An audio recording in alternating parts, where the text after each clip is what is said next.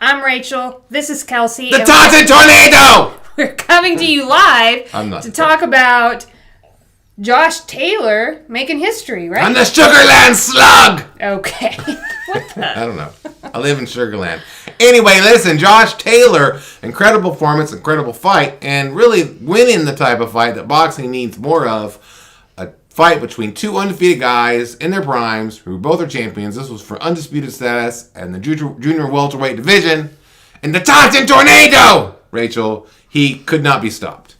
No. Okay, so the last time I saw Josh Taylor was against, the last time I saw him was against Regis Prograis. I don't follow his career closely. I don't know if this is the last time he fought. But I remember that was a excellent fight. Yeah. And I was so impressed with him there. And then seeing him come into this, another, I thought, really excellent fight. I did think, I liked the way Ramirez looked in the fight.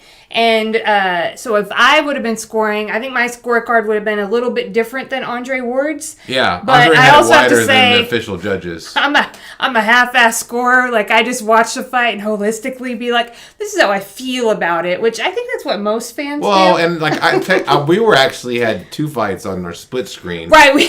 And I was on Twitter, so I feel like my scorecard is the most accurate, people.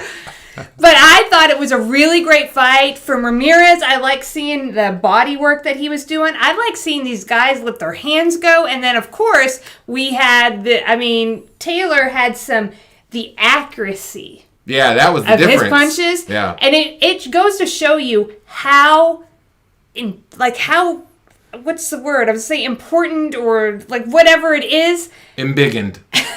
Accuracy is to punching. It makes like a world of difference. That's the biggest thing in how hard that hits. And in professional boxing, clean punching. And so here you can see this knockout, which I would say it was a bad camera angle. Knocked down, bad camera angle, but also the camera angle with it being directly behind him, and you just see it wasn't that way. You see that punch and him just hit the ground, kind of made it like super dramatic as well.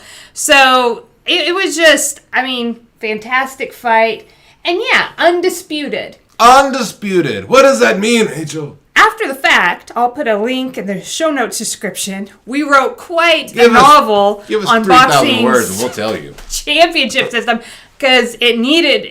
We tried not to make it a novel, but it needed it. It maybe needs to be updated. Well, but now who knows? Boxing. Come on. But boxing. Undisputed means that a boxer let's see, Kelsey.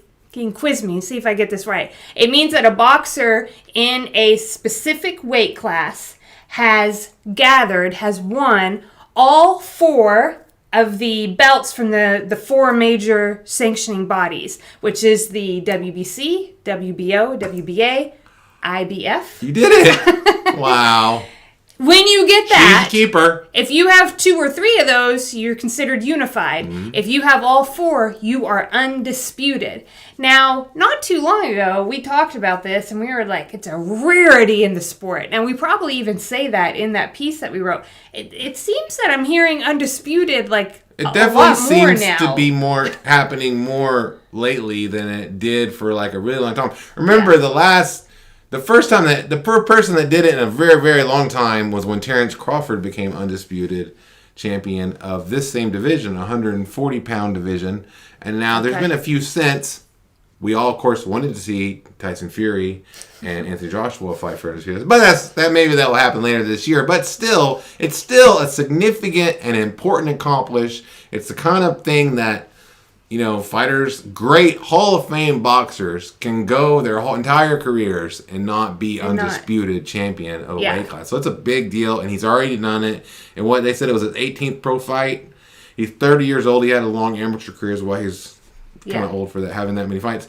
But he's beaten undefeated guys. Remember, Regis Prograis was supposed to be the guy.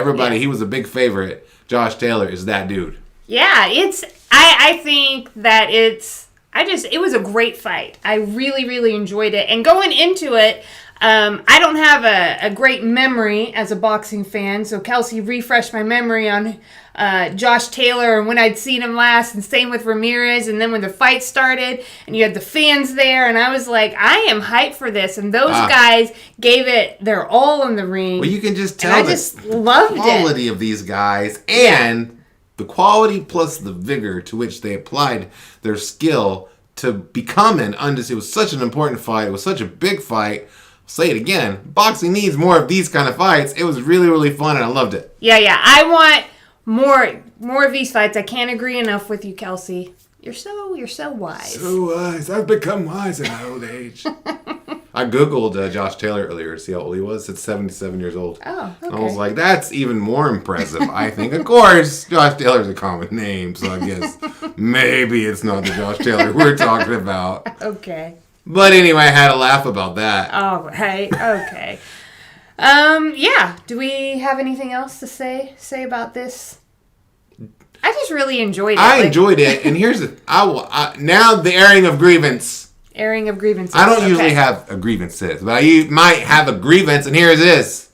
Dear ESPN, you have ESPN Plus and ESPN and several other, the ESPN, Dos and Ocho and all that stuff, whatever. Listen, that's great. I love when you create synergies with your products. I cover combat sports for a living, and I know if I could make a Venn diagram for you, you've got boxing fans and MMA fans, and there's an overlap. It's not a direct overlap, but it's a significant overlap. And more importantly, in each of these people, even the ones that don't overlap in this makeshift Venn diagram, you have the potential to reach people. Rachel and Kelsey didn't start really watching MMA until relatively recently. We didn't know we would love it as much as we do. There's other people like that too, and vice versa. Why do you counter-program yourself with two main events, UFC and Top Rank? This fight in boxing was a great example of how great boxing can be truly great, and a lot of the people that you could have exposed to that were watching the UFC card because Cody Garbrandt was fighting Rob Font on the Plus. So I hate it. I don't like it. Do better next time. And with the airing of grievances portion of the telecast, broadcast, live stream now over, we shall bid you all adieu. We bid you adieu. All right. See you next time. Are we getting better at live? I think we're getting better at live. I think we are. I think we're ready for primetime national television. Let's do it. Hey, if I purchase this app that allowed me to use my phone as a webcam, I can have control over the coloring. Oh. We look a little pale. I don't feel like I look like this in real life, like when I look down at the face. As you know, Rachel, I come up here without my glasses on, and so I can't see anything. It's only right there. I can't see it. All right. Bye, guys. Bye, best fight friends.